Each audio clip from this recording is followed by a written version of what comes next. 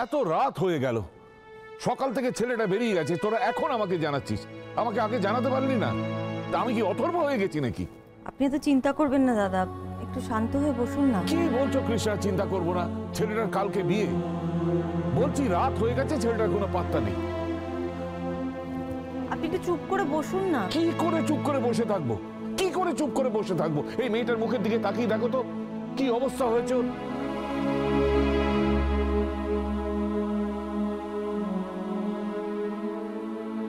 কাঁদিস না মা, কাঁদিস না, কাঁদিস না। আমি তোর চোখের জল সহ্য করতে পারবো না।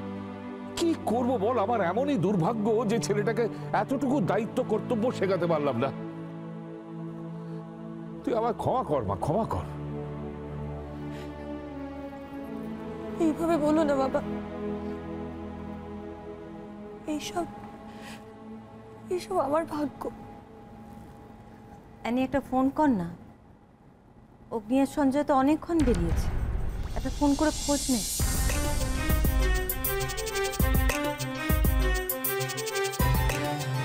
ওই তো দাদা এসে গেছে।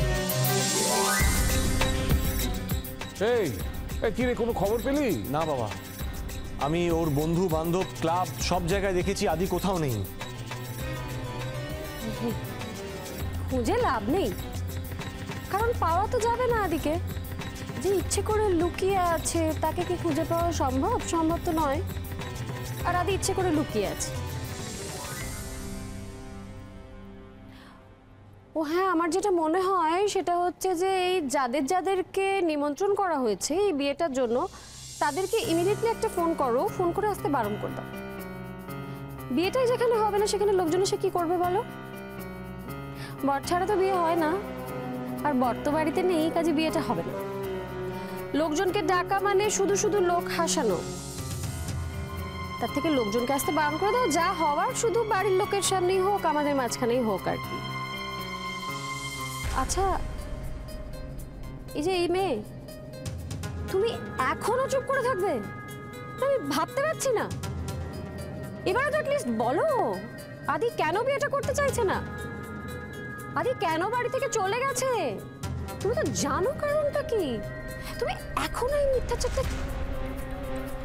আমি ভাবতে পারছি না, তুমি এই বাড়ির প্রত্যেকের ইমোশন নিয়ে কেন এইভাবে খেলছো? কেন?